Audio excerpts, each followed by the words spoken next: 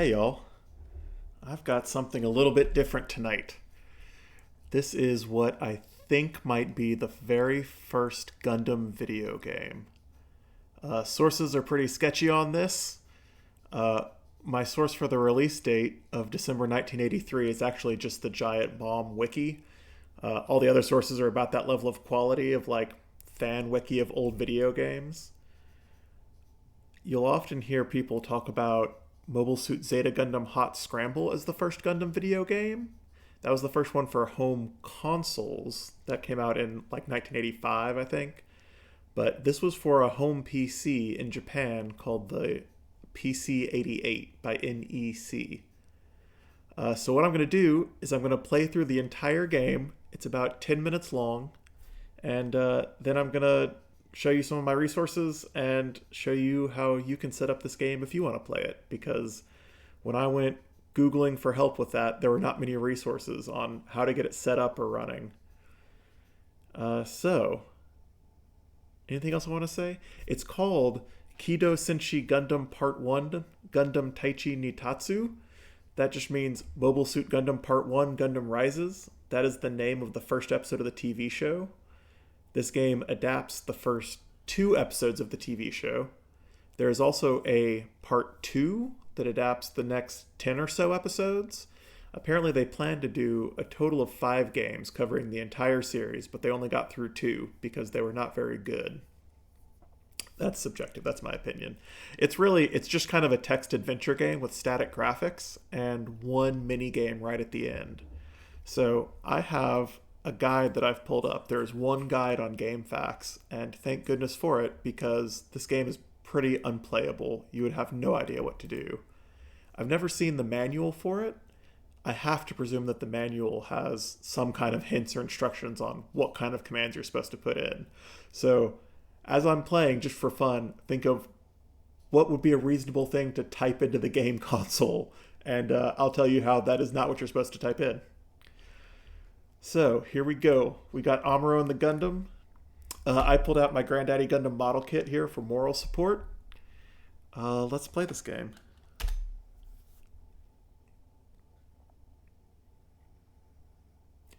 These graphics draw in incredibly fast because there were 2 models of this PC, and one ran at 4 megahertz and one ran at 8 megahertz, and this is running at 8 megahertz. So you can also flip it back to the original release, the 4 megahertz version, and the graphics take forever to draw in. It's like watching MS Paint animation. Alright, so here we are. We're Amuro. We're on side 7.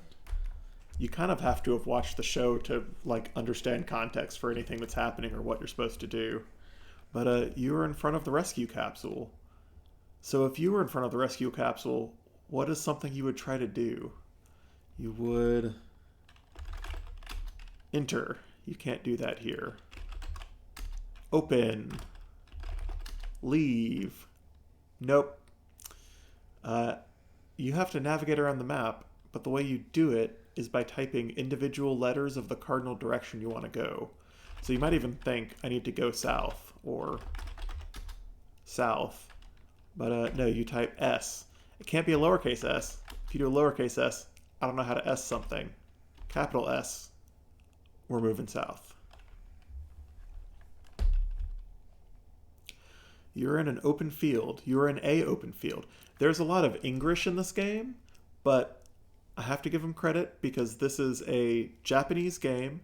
They released the whole game in English by default. This isn't like a fan translation or anything. This is the original state of the game. It has a Japanese title screen, and then the whole game is in English.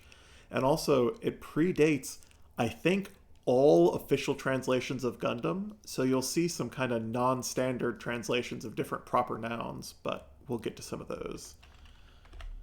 So I am just following the guide to keep from wandering around out here.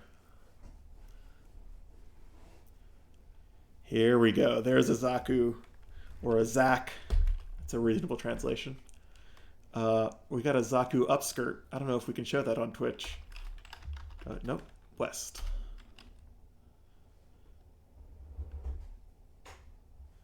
It looks like we have gone nowhere, but we are in a road.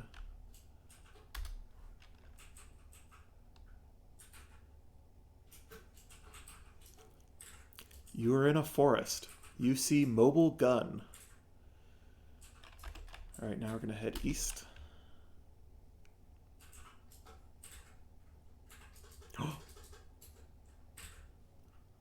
You are on the hill. You see Elakar and Zack far away. I'm not sure what that big black lightning bolt behind them is supposed to be. If that's supposed to be a crack in the colony mirror, or I'm not sure what that's supposed to be. And also that looks like a mobile artillery unit to me, or like a missile launcher on a truck. I don't know what they mean by Elakar. Elevated car? Electronic car? Anyway, we're out of here.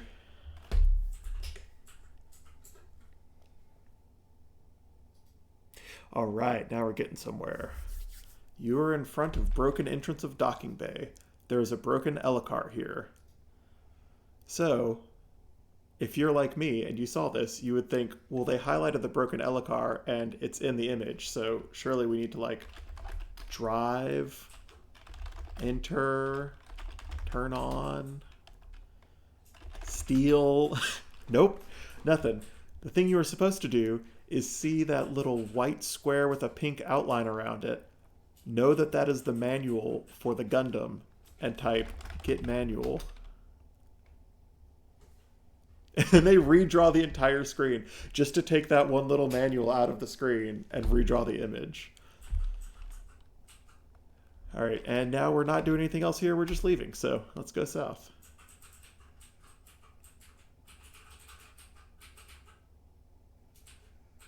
Now, the images here don't line up with any kind of grid system. You might think you need to pull out graph paper to, like, explore going east and south and west, but no, the images repeat kind of randomly. You have to go in different directions. So even though this looks like the scene that we saw a minute ago, if you were graphing out our location, we are not on the same tile that we were, so who knows?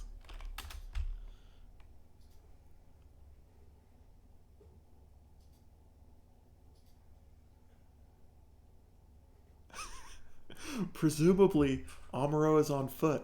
I don't know how we are standing eye to eye with Azaku, if he climbed a very, very tall pine tree or what. But either way, let's just go. Hey, there we go. You are in a road. There is Tem Ray here. He said, escape to White Base, which is the battleship docked in the port. I love how there is no mention that that is your father. Maybe Amuro already just thinks of him as Tim Ray. Oh no, Frabo! You were in a road. Frau and Haro were blew away by exploding wind. Frau is crying and flurried because of her mother's death. Oh, the poor girl. Alright, so you think, what do you do with Frau? You think, I'm going to console her. I don't know how to console something. That might be an accurate statement about Amuro at this point in the series. Help? What? Calm? Nope. I know from the guide that the thing that you were supposed to do is hit Frau. Not even slap. Just hit her. Great. When you hit Frau, she was still lost herself, but she reached to the port. You are in a road. Alright, bye. Hey, there we go. At least the Gundam is not nude. It's got like a tarp as a fig leaf over the front of it. Alright, finally we're going to do something sensible and enter Gundam. You're in the cockpit of Gundam. Alright, now we're getting somewhere. Of course, what do you do once you're in the cockpit? You read the manual. Fine, you mastered on basic operation of Gundam. Go next round, hit return key. That's the end of Chapter 1. There are 4 chapters in this game. That was kind of our freeform exploration chapter.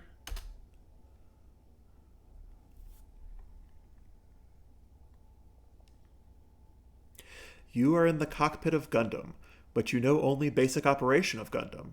Press R key to read the Gundam manual. What is your instructions? I mean, I guess we ought to read it. To shoot Balkan gun, press B key. To swing beam saber, press S key. I'm assuming the Balkan gun is a translation for Vulcan gun. Press any key. Sure.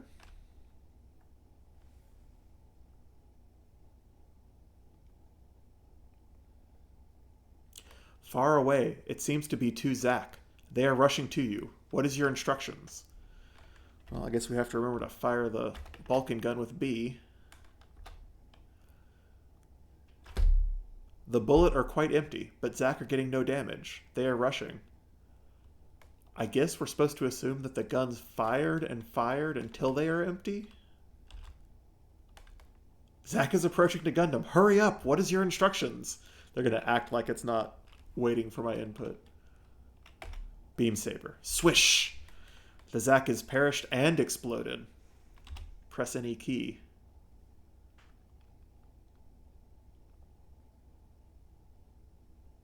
Another Zack is watching you. Be careful. What is your instructions? Now, I might have tried to fire the Vulcan cannon again or use the beam saber again, but apparently the thing you were supposed to do is press R to continue reading the manual. Gundam Manual page 2. To swing beam saber, press S key. To hit the cockpit of Zack by swinging beam saber, press Z key. I'm imagining buttons laid out on the console of the Gundam. Like, oh, here, look, if you press this button, it hits the cockpit of the Zaku by swinging the beam saber. I'll just press that button, and then the Gundam will do all of it.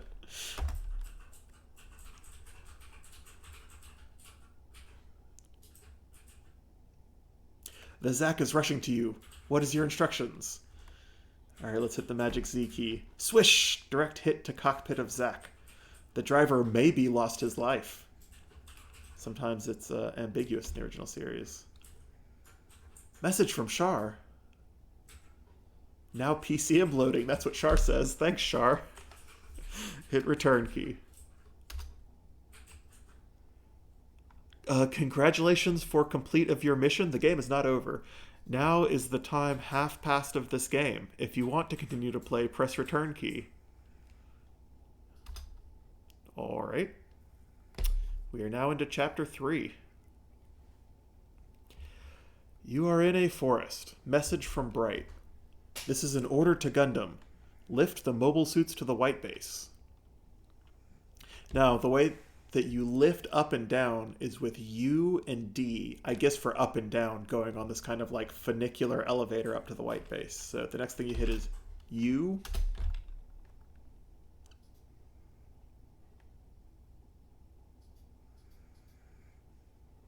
Hey, there is gun cannon and gun tank. You are in a port. Hey, that's cool. Wow, cool robot. There is nothing special to see. Except there's something in the back, but I literally cannot tell what that is. There is gun cannon and gun tank. Here is Frau and Kika. Far away, an explosive sound is heard. You are in a port.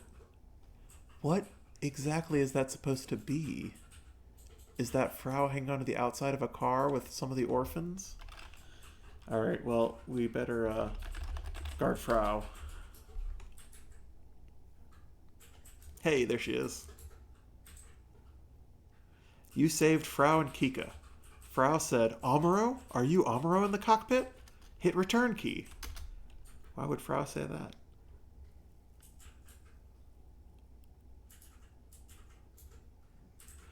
Alright, well, we want to take the gun cannon and the gun tank with us, so let's do carry gun cannon. And now it's disappeared. I guess the Gundam just kind of put it in its pocket. Carry gun tank. Okay. So, picturing the Gundam carrying the gun cannon and the gun tank, like one in each hand, I'm not sure how that works. Now we're supposed to head west? Or maybe we're looking west? Because this looks like it's a monitor inside the cockpit. There is a beam rifle. There is a napalm. Communication from Bright. Destroy the parts of Gundam completely. Okay, so we've got napalm instead of napalm. And also, again, not much context that the thing you're destroying... the thing that you are destroying is the spare parts that were part of the other Gundam prototype. Destroy the parts of Gundam completely makes it sound like you're supposed to self-destruct the robot that you are sitting in right now. But let's keep loading up. We'll get the beam rifle. Then we'll get the napalm. Then we'll go down.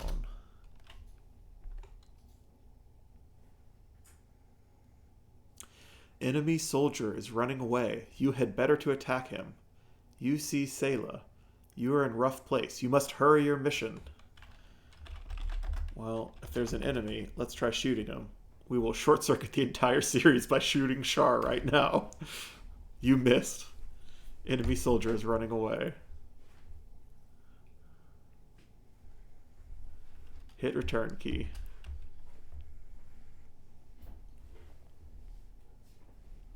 You see Sayla. Alright, well, let's catch Sayla. Okay. Gundam got Sayla in the hand. Hit return key, excuse me. Now we are going to put napalm. I guess one-handed since we're holding Sayla in the other hand.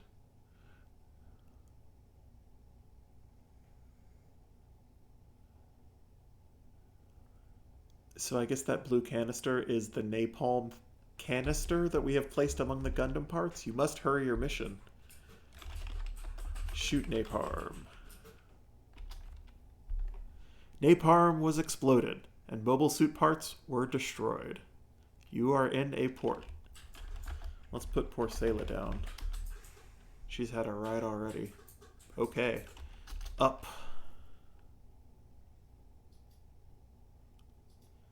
There's a white base. You're in a docking bay. Now we're going to head north, which is out into space. Ikamas. 2 missiles are approaching to white base. Well, what else are we going to do but shoot them? Shoot missile.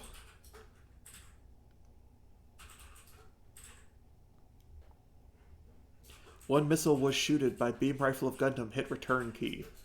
They could have done something neat with drawing in the graphics and kind of drawn in the middle of the explosion first and then had it work its way outward like it was progressing. Nah. But another missile is remaining and approaching to white base. Well, I think we better shoot that one too. Now, the point of view in the shot is kind of neat. It's cool seeing through the aiming reticule. You missed the missile. The missile is about hit white base. But another missile is remaining and approaching to white base. Shoot missile.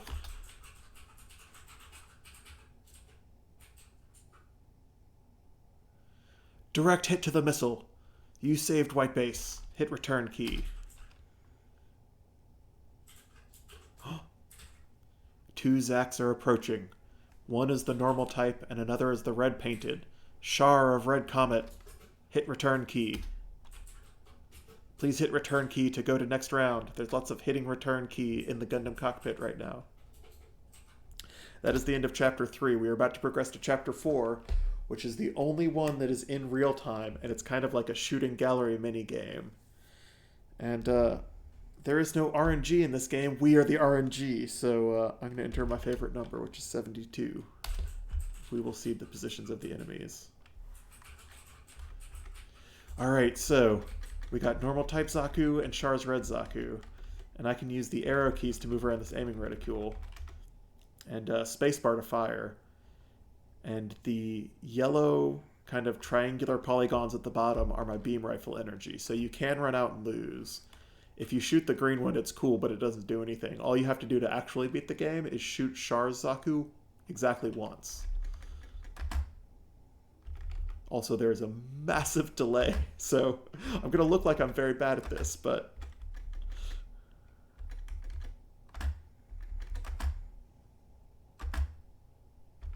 Nope.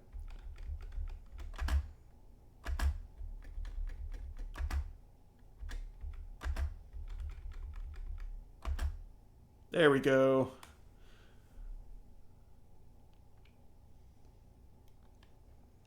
Now PCM loading. Hit return key. Okay. That's it. That's the end of the video game. There is no, you completed your mission, good job, Amuro. Now we're going to head into space. Nope.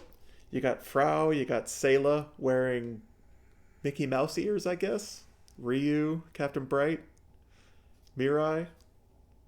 That's it. That's your reward. You get one last static image. So I'm not sure if there's even anything we can do from here. But I will reset this game.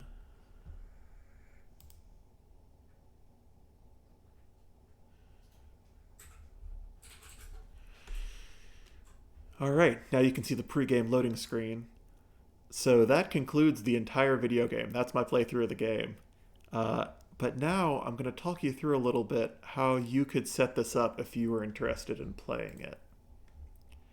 So let me pull up my web browser. There we go. Okay, so this game came out for the PC-8800, which is sometimes just called PC-88, because a lot of the later models had different final two digits. This is a 1981 personal computer released in Japan. Like I said earlier, it started with 4 megahertz of memory and expanded to, or not memory, processing speed. And then later models had 8 megahertz. This thing on top is an actual television set that you plug the computer down here into. The computer has 2 disk drives, kind of side by side, and also an optional cassette deck attachment. And this game comes on 2 discs.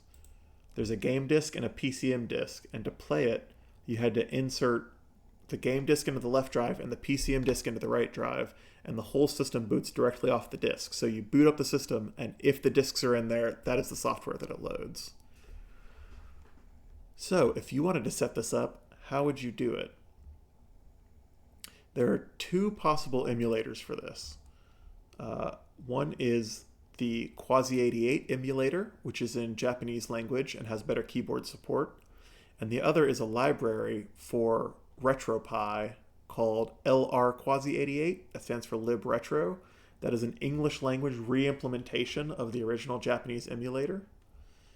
That is how I first started trying to play this. That was very complex to set up, and because the keyboard support was poor, it was very difficult to play. It doesn't have a caps lock key implemented. So these RetroPie docs are pretty useful, even though we are not going to use the RetroPie version. So I will have links for all these resources down in the description, but this is the Japanese language website for the Quasi-88 emulator. This is the emulator that I'm playing in. Obviously, it's in Japanese. You can pull it up in some browsers and it'll auto-translate it, which is enough to kind of muddle through. But really, if you wanted to set it up, the only thing you need to do to download the emulator is to go over to this left menu, and if you mouse over, you can see the hyperlink at the bottom left, which those are in English. So you just go down to download, click that, and this bottom download link that says win32.zip, this is a pre-compiled Win32 executable that you do not even have to install. So you can ignore all this scary, Unix X Windows system text on the front page, and instead just download this one zip file.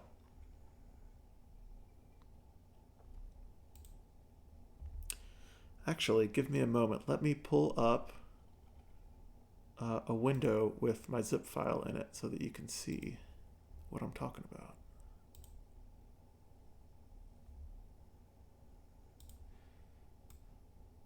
There we go.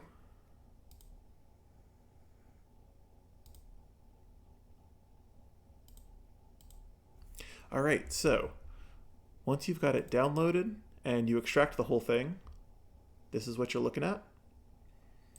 So there are different things you need to fill in inside this to get the game running. The first and most important thing is you have to have BIOS files for the system. What that means is the emulator here is the entire computer system and how it operates, kind of reverse engineered by this programmer in Japan. But the one thing that he cannot include with the distribution is the actual chip logic from the individual chips in the original computer. Those are still technically under copyright. So he can't distribute them, and you have to get those files in here somewhere. There are 2 ways to do that. One is if you have a PC-88, you can tear the system apart and presumably there's some kind of hardware ripping, chip logic dumping device you can find that you could save off files of the BIOS on each of the chips in the system. Or you go and start Googling for the files you need until you find them on somebody's file share out on the internet somewhere. The files you need are listed in the libretro documentation. This is a part of this documentation that was pretty useful for me. They refer to them as BIOS. When you place them in the directory, they actually go in the ROM subdirectory, confusingly. So there are two different naming conventions. The one in the left column is for Quasi-88, which is the ones that we need, and the ones in the right column are for the libretro library, which we can ignore. But you may find them in this form, and if you want to change them to the other form, all you do is literally rename the file. So you find this collection of files, and this small collection of alternate files.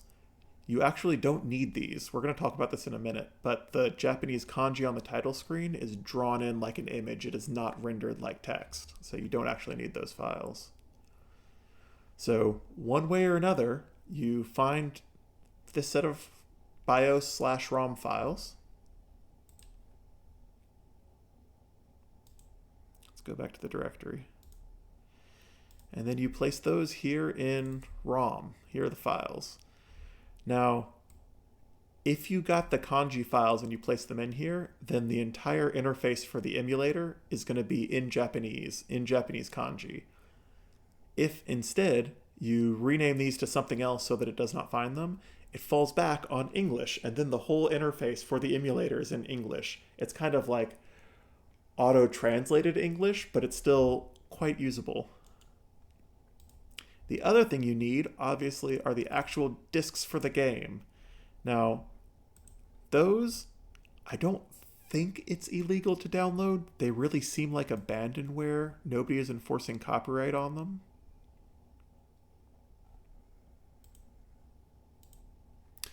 So I Googled around and found an internet archive of a Neo Kobe PC-88 library of software. Most of this is games, but some down at the very bottom is actual productivity software. There is a lot. There were a lot of discs released for this system. This list is enormous. But the way you'd find Gundam is just by searching Gundam. MS Field is a different Gundam game. The one you want is the one in this directory, Gundam Taichi ni Tatsu, which means Gundam Rises. You need tape conversion is this first zip file. It's a 7-zip. Here's part 2. Curiously, part 1 in the video game series was released on 2 discs, and part 2 in the video game series was released on 2 cassette tapes. So you have to set up a different system in the emulator in order to run the second game. We're not going to do that today. So download this 7-zip file with Gundam Part 1, and then once you have extracted that, you put those 2 files in here. They are D88 files. And then, no installation necessary, you double-click quasi88.exe to start up the emulator.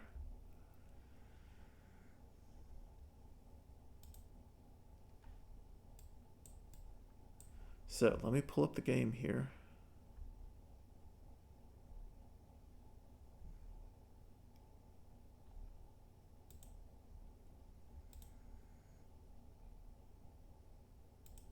There it is. So it won't look like this when you first start up. Let's actually restart this whole thing. So when you start up, you get this kind of scary, intimidating looking screen that says how many files. And you might think you need to type 2 files because you've got 2 disks, but that's not true. The thing that you actually need to do is look at the bottom of the screen where it says F12 key to menu.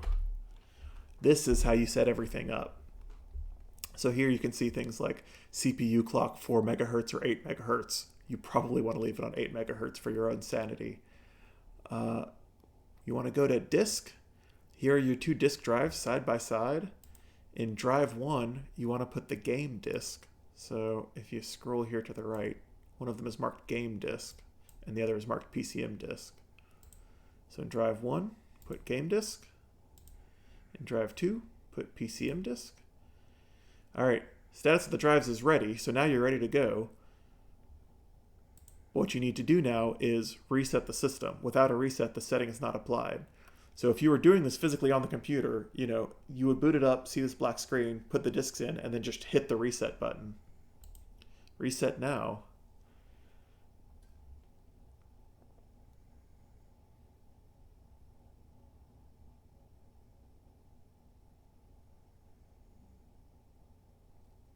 Now we're getting somewhere. This is the game. We're back where we started. So that's it. Whole game, quick tutorial on how to get it set up. Let me see if I want to shout out anybody else. Here is the guide that I was following. This is by Terran on GameFAQs, so thanks to him, because this game would be unplayable, to me at least, without this guide. How to play. There's the whole walkthrough. That's literally the walkthrough I was following as we were playing it. My only other thanks, I think, is to the Mobile Suit Breakdown podcast, because there was an episode of Zeta Gundam where a character is reading a book or a magazine that has something about a video game on it, and they mentioned that the First Gundam game had come out recently. I think that was Zeta Gundam Hot Scramble, and that kind of got me interested to poke around into this topic and see how far back they went, whether you could emulate them, and what they looked like. I was interested. So check out the Mobile Suit Breakdown podcast if you like Gundam. And thanks for watching. Short stream, short video, but I wanted to put this up as a resource for anybody and as a curiosity. So thanks.